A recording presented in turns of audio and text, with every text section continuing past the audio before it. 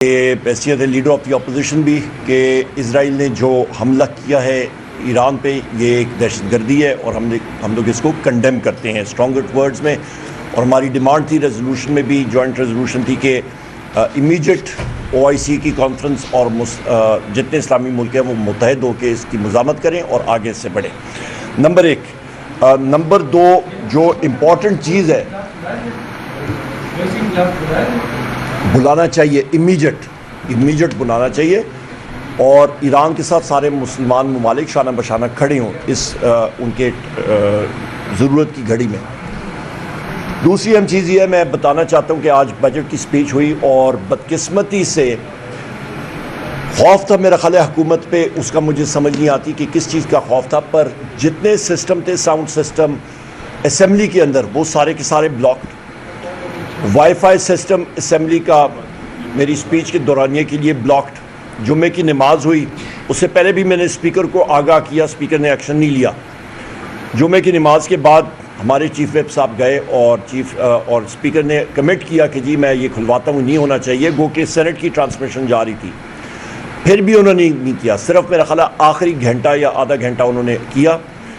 تو جو بھی یہ حجوج ماجوج وہاں پہ بیٹھے ہوئے ہیں اس کو میں کنڈیم کرتا ہوں کہ وہ ایک ڈیموکریٹک سسٹم کو انہوں نے تباہ و برباد کی ہے. اور یہ علامت ہے کہ پاکستان میں نہ آئین ہے، نہ قانون ہے، نہ کسی چیز کو الاؤ کرتے ہیں، نہ ڈیموکریسی ہے، نہ اظہار رائے ہے.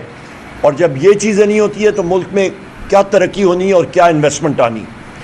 دوسری اہم بات یہ ہے کہ فائنانس منسٹر بار بار وہ بات کرتا ہے کہ ملک میں سٹیبلائزیشن ہونی چاہیے، اکانومی کی سٹیبلائزیشن. اچھا لفظ ہے انگریزی کا، اور خواتین و حضرات سٹیبلائزیشن اور یہ چیزیں اکانومی میں جب آتی ہیں، مطلب اکانومی جب بڑھ رہی ہوتی ہے یا بہتری کی طرف جاتی ہے تو اچھا لگتا ہے کہ سٹیبل طریقے سے جائے.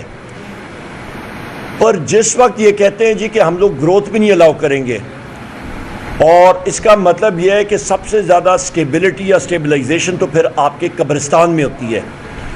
تو اس رجیم نے پاکستان کی معیشت کو کھنڈرات میں تبدیل کر دیا ہے. اور موٹی موٹی بات بتاتا ہوں، ٹیکنیکل ڈیٹیلز میں نہیں جاتا، وہ ہم نے اکنامک سروے میں بھی کور کیا اور باقی جگہوں میں بھی ہم نے کور کی ہے.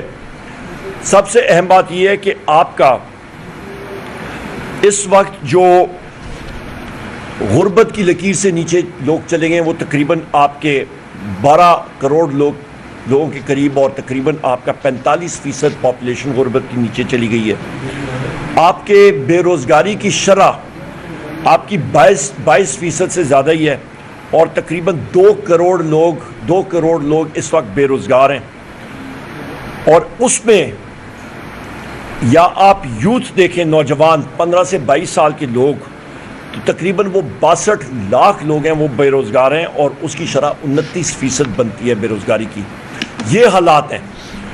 سونے پہ سہاگا کہ آپ کی قوت خرید جو ہے وہ بری طرح متاثر ہو گئی ہے، اور آپ کا تقریباً جو قوت خرید ہے وہ 58% کم ہو گئی ہے. یعنی کہ جو شخص 22 اپریل تک 2022 10 اپریل تک وہ یا کما رہا تھا 1 لاکھ روپے، تو وہ آج تقریباً 45-46 لاکھ روپے اس کا بنتا ہے. اس کے ساتھ یہ بھی میں کہتا چلوں کہ یہ PDM-1 حکومتی شہباز شریف کی پہلے ووٹ آف کانفیڈنس کے بعد جب آئی، ووٹ آف نو کانفیڈنس کے بعد، اس کے بعد جو اس کی ایکسٹینشن حکومت تھی وہ PDM-2 اس کو میں کہتا ہوں، اور PDM-3 ابھی یہ انسٹالڈ رجیم جو ہے یہ PDM-3 ہے. خواتین و حضرات، انہوں نے جو ہم سب پہ ٹیکس عائد کیا ہے وہ 42.5 ٹریلین روپیز ہے. میں پھر ریپیٹ کرتا ہوں، 42.5 ٹریلین کو کیا ہوگا آپ کا کھرب ہے. اور یہ آپ کا بن گیا تقریباً 42,500 بلین روپیز. یہ انہوں نے ٹیکس عائد کیا ہے ان 3-3.5 سالوں پہ.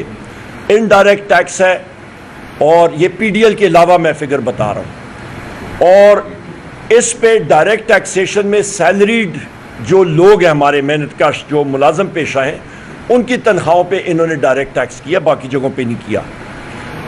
اور یہ بھی میں کہتا چلوں کہ ان 3 سالوں میں یہ جو انڈائریکٹ ٹیکس اس فیشسٹ رجیم نے اکٹھا کیا ہے یہ پاکستان میں 14 سالوں میں اتنا نہیں ہوا جتنا انہوں نے 3 سالوں میں انڈائریکٹلی لوگوں کا گلا گھوٹا ہے، گھوٹ کے رکھ دیا ہے۔